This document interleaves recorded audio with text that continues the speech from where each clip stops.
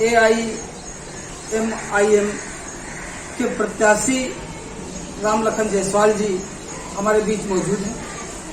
एक बात आपको ये बता दें कि आज से लगभग 20-25 साल पहले जो राजनीति की कार्यशैली हुआ करती थी कि जमीन से उठ करके जमीन पर संघर्ष करके लोग नेता बनते थे, उसमें चाहे स्वर्गीय राजेंद्र गुप्ता जी हों, रामलाल राही जी हों, चाहे मुख्तार अनीस जी हों, इन्होंने काफी स्ट्रगल किया। आम जनमानस के मुद्दे, आम जनमानस की समस्याएं, आम जनमानस की जो दुश्वारियां, जो परेशानियां थी, उनको शासन और प्रशासन तक पहुंचाने का काम किया।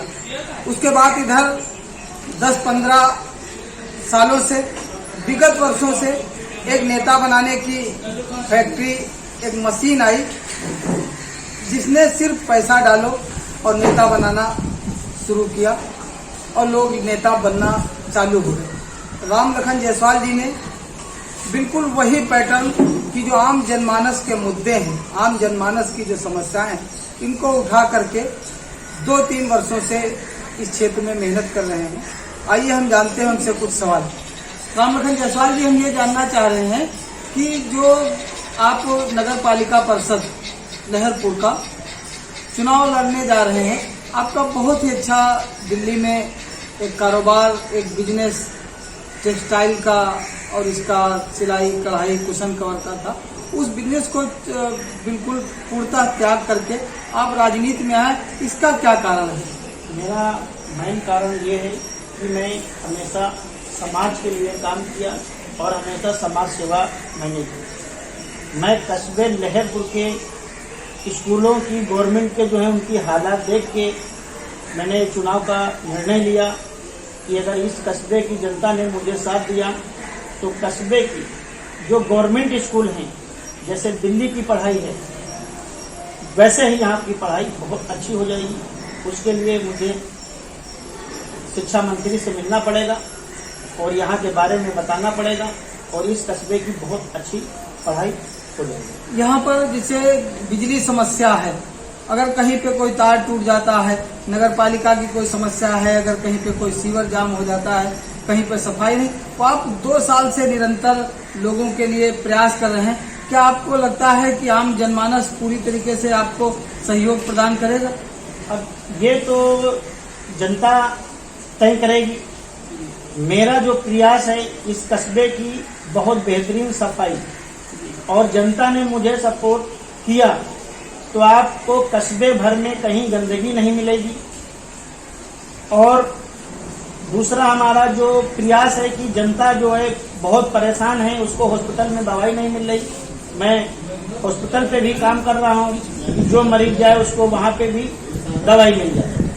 रही नगर पालिका की बात, तो नगर पालिका में मैंने देखा है वाकई में कि बगैर पैसे रिश्वत दिए नगर पालिका में किसी का गरीब आदमी का काम, गरीब आदमी के कोई काम ही नहीं है। अब देखिए 500 फाइल जो मेरी जानकारी में है, लोग गरीब लोगों की 500 फाइलें जमा है लेकिन उनके मकान दर्ज नहीं हो रहे। अब गवर्नमेंट से अगर उनको लाभ लेना कौन दिलाएगा? तो किसी न किसी को तो आगे आना पड़ेगा।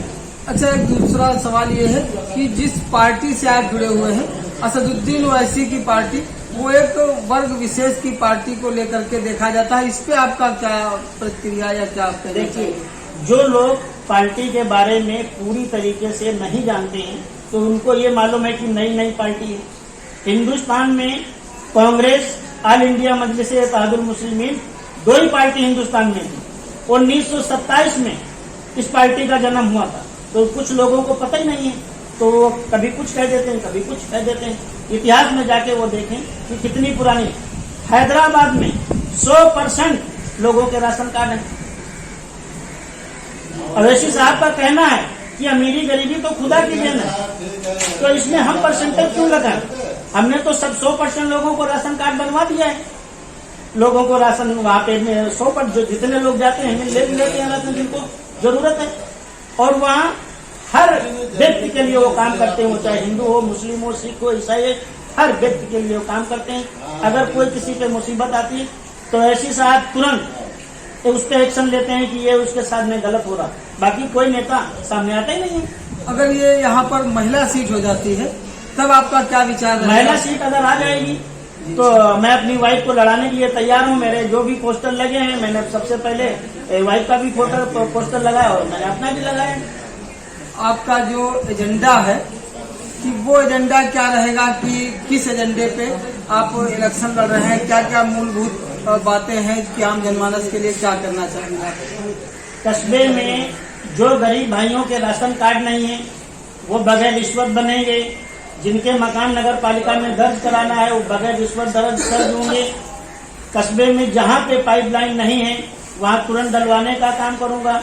जो रास्ते का निर्माण आज तक 30-35 साल में हुआ नहीं है उस पे निर्माण कराने का काम करूंगा।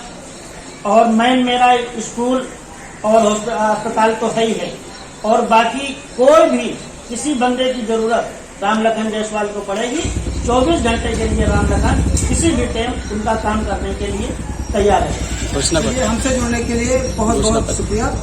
मैं टॉप लाइन से मोहम्मद हसीन अंसारी।